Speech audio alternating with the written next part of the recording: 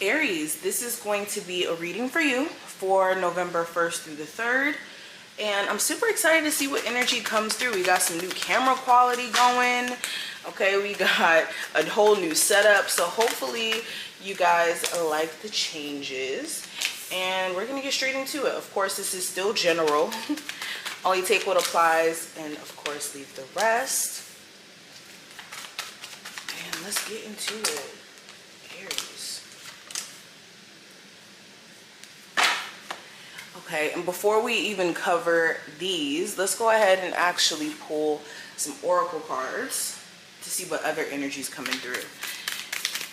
Aries, for November 1st through the 3rd, what's the message you need to hear from the spirit guides?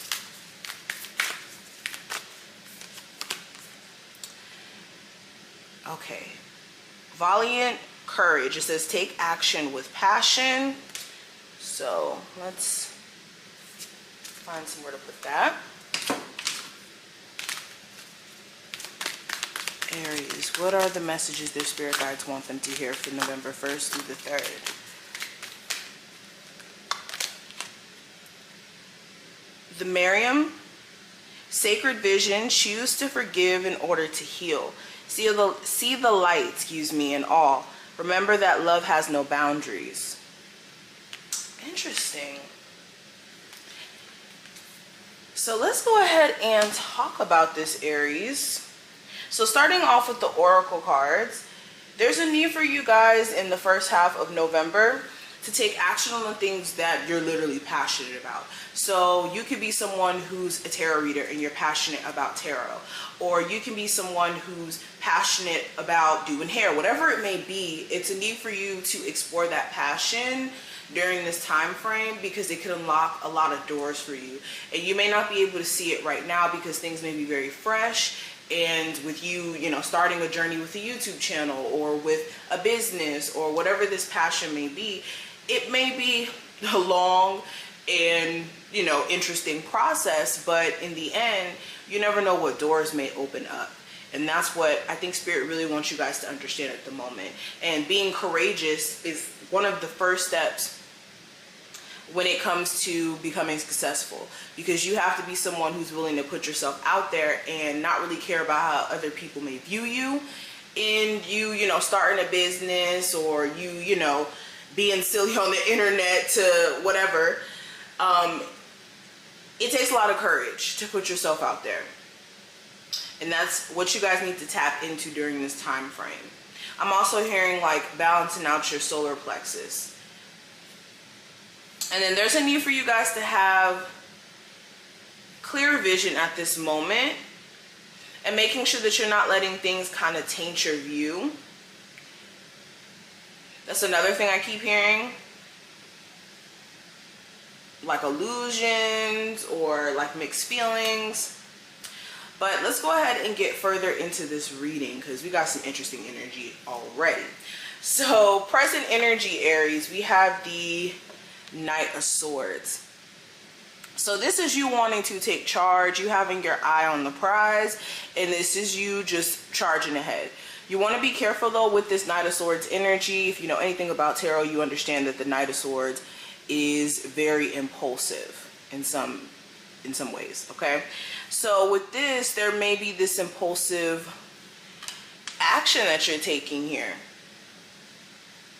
You could find yourself, and let me move this out the way because it's bothering me. There we go. So there could be an argument that comes up out of nowhere, or you could be a lot more snappy during this time frame. This could have a lot to do with the after effects of the Aries full moon that just took place, like I want to say maybe a week ago or 2 weeks ago. I don't really remember exactly when it happened, but this could be the energy still kind of lingering from the Aries full moon, where you find yourself more, like I said, irritable or ready to go off on people. Like you're really not with the BS or the foolishness during this time frame. Okay, things may also be moving really quickly. Some sort of like new business endeavor. Things could be moving really quickly with that. But when it comes to your recent past, we have the Ace of Swords. So there may have been clarity that was actually reached in regards to like personal questions that you may have had with events that may have taken place recently. This could have been clarity in terms of you having a conversation with someone and you finally got the understanding or the answers that you need from the situation, whether they were, you know, answers that you wanted to hear or not. You may have gotten the clarity you needed. There also may have been like some sort of new idea that came into play, and you may have been trying to be strategic in how you take action on this new idea. You could have also told somebody about themselves. Like, I just keep getting this energy of like telling people about themselves left and right, or at least like the communication being more sharp. You have the Eight of Pentacles, so this could be you coming up with a strategy or an understanding of what you need to do with your career or with within the things that you work on to make money. This is you coming up with a plan, especially if there's certain purchases you want to make soon or certain moves that you want to make.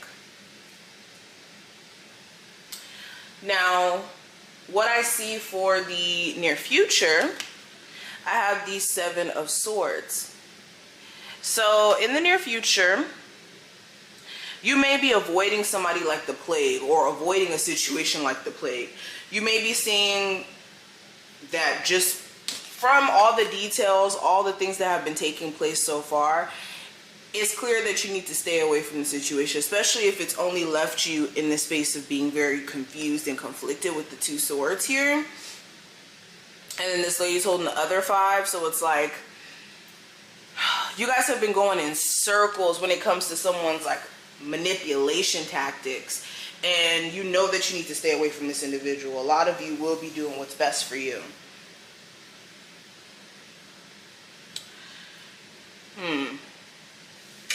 What is the Seven of Swords about?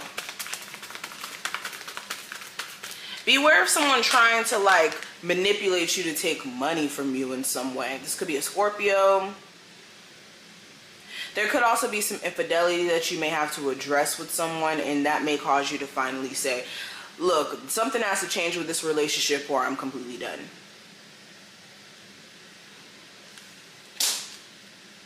You guys also may recognize that someone has been avoiding you or may have ghosted you, and this may finally be like the last straw for you, because it's like, why did this person ghost you?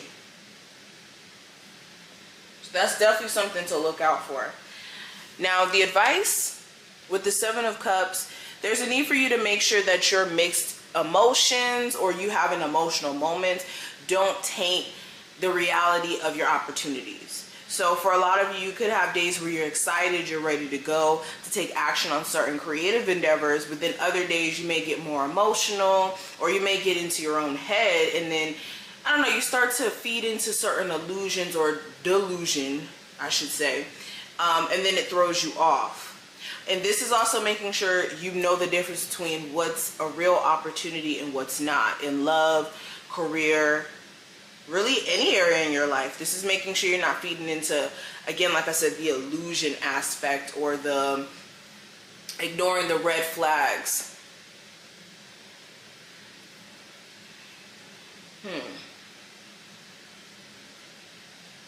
And for a lot of you, what may be making things a lot more harder for you at this moment may have a lot to do with you really not being clear on direction in which you want to take a career, your love life, a friendship, etc. Living situation. But what I see for what you do need to avoid during this time frame with the Knight of Wands, this is being hot and cold with things. So in your career or within your passions, this is, you know, starting one day, starting off good, being, you know, excited, doing your thing, and then the next day just not being able to focus, not staying on top of your responsibilities.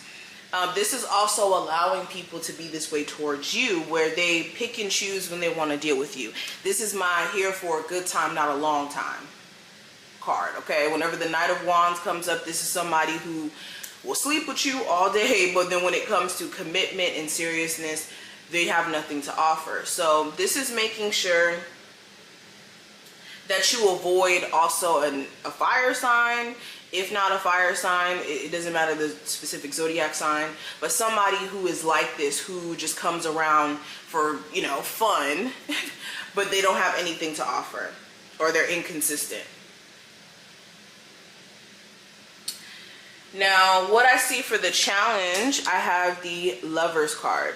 And the challenge may be a relationship that some of you are in. This could be a long-term commitment where you're having a really hard time choosing between your heart and mind, or even making a balanced decision between, you know, what your heart and mind is saying.